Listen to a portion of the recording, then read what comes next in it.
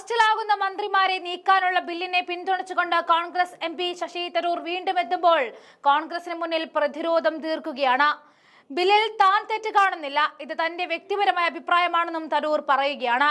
ബില്ലിനെ കോൺഗ്രസ് തുറന്നു കാണിക്കുമ്പോഴാണ് പാർട്ടിയുടെ നിലപാടിന് വിരുദ്ധമായിട്ട് വീണ്ടും അഭിപ്രായ പ്രകടനവുമായിട്ട് തരൂർ തന്നെ രംഗത്തേക്ക് ഇറങ്ങുന്നത്. പ്രധാനമന്ത്രി നരേന്ദ്രമോദിയെ പ്രശംസിച്ചത് ഉൾപ്പെടെ വിവാദങ്ങൾ കെട്ടടങ്ങിയതിനു ശേഷമാണ് വീണ്ടും പാർട്ടിയെ പ്രതിരോധത്തിലാക്കുന്ന നിലപാട് തരൂർ അറിയിച്ചിരിക്കുന്നത്. 30 ദിവസം ജയിലിൽ കിടന്നവർക്ക് മന്ത്രിസ്ഥാനത്ത് തുടരാനാകുമോ എന്നും ഇത് സാമാന്യ യുക്തിയല്ലെന്നുമാണ് തരൂർ ചോദിക്കുന്നത്.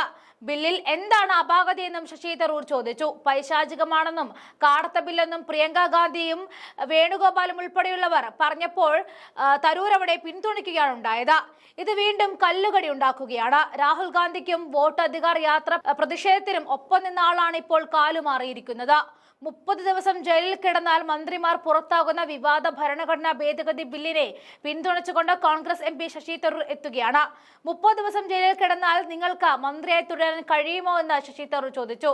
അതൊരു സാമാന്യ യുക്തിയാണ്, അതിൽ തെറ്റൊന്നും കാണാൻ കഴിയുന്നില്ല എന്നും തരൂർ പ്രതികരിച്ചു. ബില്ലിനെതിരെ പ്രതിപക്ഷത്തു നിന്നും ശക്തമായ വിമർശനം എത്തുകയാണ്. കൂടാതെ ജോൺ ബ്രിട്ടാസും ഇതിനെതിരെ പ്രതികരിച്ചുകൊണ്ട് രംഗത്ത് വന്നിരുന്നു.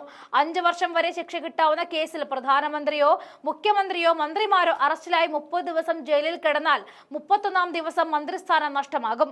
സ്വയം രാജിവെച്ചില്ലെങ്കിൽ പ്രസിഡന്റിനോ ഗവർണർക്കോ ലഫ്റ്റനന്റ് ഗവർണർക്കോ മന്ത്രിമാരെ പുറത്താക്കാം. ഭരണഘടനാ ഭേദഗതിയിലൂടെ മാത്രമേ ഇത് നടപ്പാക്കാനാകൂ എന്നതടക്കമുള്ള കാര്യങ്ങൾ അടങ്ങുന്ന ബില്ലുകളാണ് കേന്ദ്ര ആഭ്യന്തരമന്ത്രി അമിത്ഷാ ലോക്സഭയിൽ അവതരിപ്പിച്ചത്.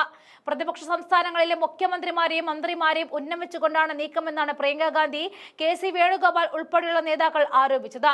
പ്രതിപക്ഷ നിരക്കൊപ്പം NDA സഖ്യത്തിൽ പിന്തുടരുന്ന TDP, JDU പോലുള്ള പാർട്ടികൾ കൂടിയുള്ള ഒരു കുരുക്കാണിതെന്നും കേന്ദ്ര സർക്കാർ നീക്കത്തെ വിലയിരുത്തിയത്. എന്നാൽ ഭരണഘടനാ ഭേദഗതിക്കായുള്ള 3/2 ഭൂരിപക്ഷം ഇരുസഭകളിലും ഉറപ്പാക്കുക സർക്കാരിന് എളുപ്പമാകില്ല. 543 അംഗ ലോക്സഭയിൽ ബില്ല് പാസ്സാക്കണമെങ്കിൽ 363 അംഗങ്ങളുടെയും 245 അംഗങ്ങളുടെയും രാജ്യസഭയിൽ 163 അംഗങ്ങളുടെയും പിന്തുണ വേണം. നിലവിൽ സർക്കാർ ലോക്സഭയിൽ 293 അംഗങ്ങളുടെയും രാജ്യസഭയിൽ 132 അംഗങ്ങളുടെയും പിന്തുണ മാത്രമാണുള്ളത്. BJD, YSR ഉൾപ്പെടെയുള്ള പാർട്ടികളെ കൂട്ടുപിടിച്ചാൽ പോലും എണ്ണം തികയ്ക്കാൻ സാധിച്ചേക്കില്ല. അതിനാൽ ബില്ല് പാർലമെന്റ് കടക്കാനുള്ള സാധ്യത കുറവാണ്. അതേസമയം ഈ ബില്ല് സഭയിൽ അവതരിപ്പിച്ചപ്പോൾ വലിയ നാടകീയ രംഗങ്ങൾ ഉണ്ടായി. അമിത്ഷായുടെ മുഖത്തേക്ക് ബില്ല് കീറിയെറിഞ്ഞുകൊണ്ടായിരുന്നു പ്രതിപക്ഷം പ്രതികരിച്ചത്. ആ തരൂരിന്റെ പ്രശസ്ത ഭാഗങ്ങളിലേക്ക് പോകാം. अगर आप 30 दिन जेल में हो तो आप मंत्री रह सकते हैं। आप ये तो कॉमन सेंस की बात है ना। मेरे ख्याल में इसमें तो कोई गलत चीज़ तो मैं नहीं देखता हूँ।